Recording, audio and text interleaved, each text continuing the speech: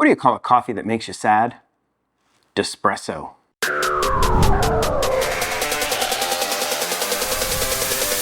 I want to thank Ninja for providing these two machines. This is the Ninja Luxe Cafe Pro. That is the Ninja Auto Barista. I have done a review on both of these machines. If you want to see them, I'll throw links in the descriptions. But in those reviews, you guys had some questions about comparing the two of these, so let's go ahead and do that. To prepare for this, I went through and I made a chart comparing each one of them. If you want a copy of this chart, I'll throw a link down in the description. It looks like this. A lot of information. First, let's go over the basics. This unit, about $750.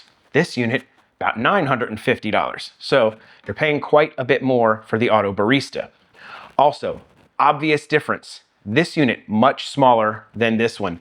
Specifically, the depth. The Luxe Cafe is about 12 inches deep. The Auto Barista is about 17 inches deep. So you need a very long countertop to be able to fit this sucker. As you can see with these units both lined up at the front, look how much more space you need in the back on the Auto Barista. Width on the Luxe Cafe, about 12 inches. The Auto Barista, about 10. 16 inches in height on the Auto Barista and about 15 inches on the Luxe Cafe. You need a lot more space for the Ninja Auto Barista than you do the Luxe Cafe. Keep that in mind. The Luxe Cafe is what you'd call a semi-automatic. It kind of does some settings for you, it grinds for you, but you have to tamp and you have a little bit more granular control on this one. This is a fully automated unit. The tamping, the grinding, everything happens inside. You don't have to do anything other than press a button. As far as coffees you can make, pretty much the same. They both do espresso drinks, they both do milk-based drinks, they both do drip coffee, they both do like a cold brew type coffee. But instead of boring you guys with specs, let's brew some coffee and see some differences. Both of these units have the exact same bean in them, Illy Intenso. According to Illy, it is a dark roasted bean suitable for espresso, a bold Italian style espresso. They are a 7 out of 9 on their scale, and they're supposed to have dark chocolatey flavors and fruit flavors. In one of my previous videos, I made a joke about if you want to know more about left-handing ginger brewing, maybe go check out James Hoffmann. I wasn't slighting James Hoffmann. I'm a fan of James Hoffmann. He is a fantastic creator and knows a whole lot more about coffee than I do. My point was, if you want that kind of granular, awesome coffee information, go check out that channel. If you want information from a dad who drinks too much espresso, you're in the right place. Now with that out of the way, let's run some tests. Let's brew some espresso, let's see how long it takes, how much you get, what it tastes like, and compare the two units. I would love to be able to drag race these two and run them at the exact same time. I cannot. It will blow a breaker at my house. These units pull a lot of power when that pump kicks on. If I have them both plugged in at the same time, both trying to run, it blows a breaker. So part of that is my house, part of that is they're pretty powerful machines. So we're gonna start off on the Auto Barista. This unit has already been dialed in for these beans. It's a really simple procedure. You just hit the grind IQ button, go put a cup underneath it, and it's gonna brew like 3 cups, and it's gonna set it to your new beans. I have this fun little fancy coffee scale, which will tell me exactly how many grams and ounces of coffee that I get out of it. Espresso, full strength, full temp, 2 shots. And that's it. All you got to do is press a button and wait. The machine does its thing. Everything happens inside the machine. You can walk away. You can do whatever you want. That took 1 minute 38 seconds, and we got about 32.4 grams of espresso. 32.3, and there's what our espresso looks like. Nice little crema on the top, very dark. Now this has been sitting for a little bit, but let's just see. About 130 degrees Fahrenheit on the coffee. That's a little low. That is one of the complaints with these machines. A lot of people say, my coffee is not hot enough. This is on its hottest setting, so this is about what you're gonna get. Let's give it a taste. Strong, bold, a little bitter. That is partially due to the beans I'm using. I'm using a very dark roast, which they say bitter is one of the flavor profiles of. So that's what it tastes like. But it tastes like a pretty good espresso to me. Let's try this guy out, see how fast it is compared to the Ninja Auto Barista. This one takes a little more work. So I'm gonna actually start the timer when I actually start my grinding process. This unit likes to live around 14, 15. It recommends different things, but okay. We are going to pick an espresso. We're gonna go full strength and full temp to keep it an even comparison. I have the double basket in here. start our timer.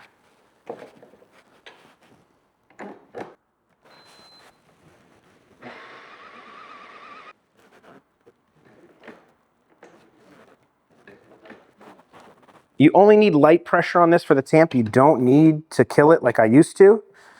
We're gonna lock it in.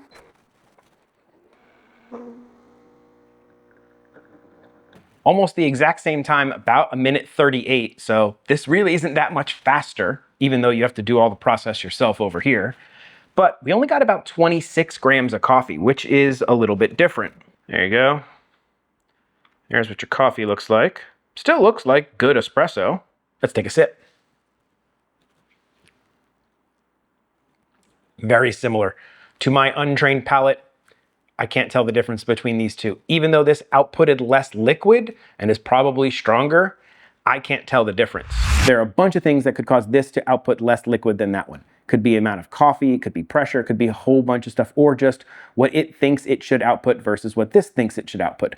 We're gonna make one more change. We're gonna lower the strength setting all the way down to 1 on both machines and see what it outputs.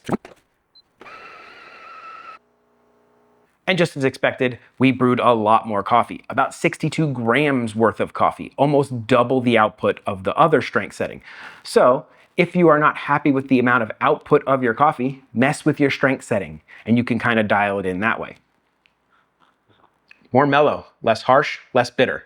That's a product of adding more water. Let's do the same over on the Auto Barista and see how it affects the coffee. A lot more coffee, 77.8 grams of coffee to be exact. Cheers.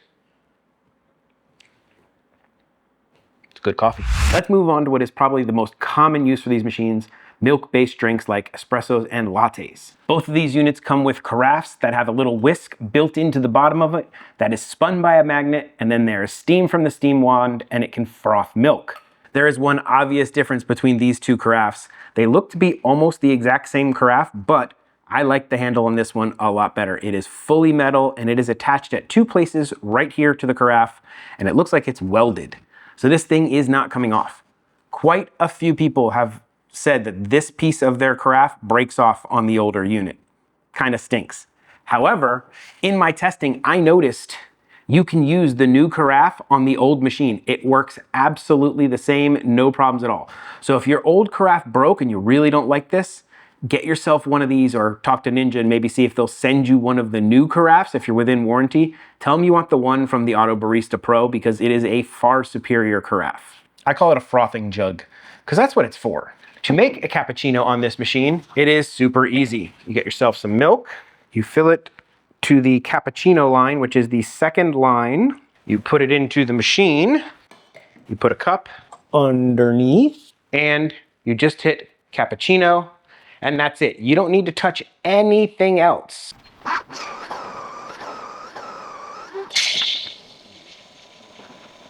I was probably 5 or 10 seconds slow in hitting my timer, so it says 2:15, but it's probably more around like 2:30. I'll put the actual time it took from the video timestamp right there. That's the actual time, but probably like around 2:30 to make a cappuccino. I didn't have to do anything. I could have walked away. I could have done whatever I wanted. I like that about this machine. And now for the fun part, I attempt to make latte art, and I am terrible at it. Okay, we're gonna swirl this guy. You come up from high, you go down low, and then you pull through. I don't know about that. Like a flower in a nuclear explosion? What do you think that looks like? Let me know in the comments. Cappuccino. It's a good cappuccino though. I don't care what the latte art looks like. I love making cappuccinos with this thing. And just to prove my point, I'm gonna use this carafe on that machine. Cappuccino line. Now, here's where a real difference between these two machines comes in. This one cannot froth and make espresso at the same time. So they say you should make your milk first, then brew your espresso. You don't want your espresso waiting for the milk. You'd rather it be the other way around. So let's make our milk. We leave it on espresso. We pick your froth type. That is the correct froth for espresso. That is another difference between these two machines. This one doesn't have the presets for like cappuccino, Americano. Like you need to kind of know what froth you need for each drink. We'll remove our carafe. Wipe down our steam wand. And now we need to wait for the steam wand to purge. Right there.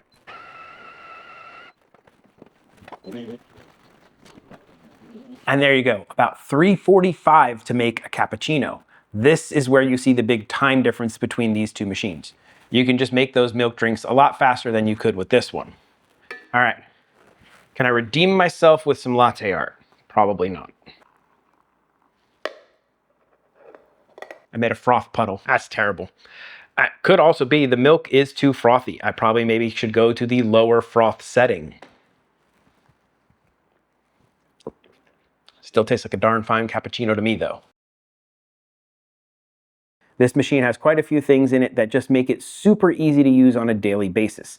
You can just push a button and walk away and it makes your drink. You can switch beans with this little bean hopper right here. And there is a second hopper that comes with it. Now I'm going to put my hopper back in and it's asking you, which hopper do you have in there? I have hopper 1. And it's going to remember the grind IQ settings for hopper 1. So I don't have to go ahead and futz with it. Once I've dialed it in for these beans, I can set other beans in another hopper, dial it in for those beans, and just switch between them. And I don't have to go through that dial in procedure every time. Super cool. This one, it does have the ability to swap them, but it doesn't come with the extra hopper. You would have to buy that separately. This one also has a feature on it that I love. It has a memory feature, so you can actually customize each preset the way you like it, and there's a 1 and a 2 on there, and you can hold that button down and you could save that under each profile. So if I like my cappuccinos or my espresso a little stronger than my wife does, I can save that as profile 1, and I can save hers as profile 2, and I can do that for all the drinks. This one, I gotta remember what all my settings were, what milk did I froth at, what was my strength, what was my everything. I don't have to do any of that over here. I like that. If you needed to make like a large amount of cappuccinos, this one has a 2x function, which basically just doubles the amount of drinks that you're making. So if you pick cappuccino, it'll brew 2 cappuccinos. Another thing that I like about the Auto Barista over this one is the steam wand. The steam wand on this unit is thicker than this one, and it's fully round. It doesn't have these weird little divots that this one seems to have where milk gets stuck in. This one is much easier to clean.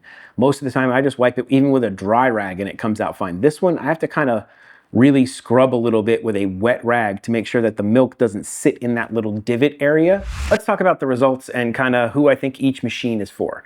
If you are the person who is like getting into coffee and you want to tinker with your coffee and you really want to kind of be able to dial it in and make specific changes to get your output exactly how you want it, this machine is better for you. You're gonna have a lot more control and ability to change things on this one than you will on this one. If you are just looking to make some tasty espresso drinks as fast and easy as possible, 100% this machine. Now these things do a lot more than just make hot espresso drinks. They can do cold brews, they can do lattes, they can do cold pressed espressos, a whole bunch of different stuff. But instead of making this the longest coffee video on the internet, I'm gonna save that for another video. So if you wanna see that, make sure you stay subscribed and you hit your notification bell because that'll be coming out really soon.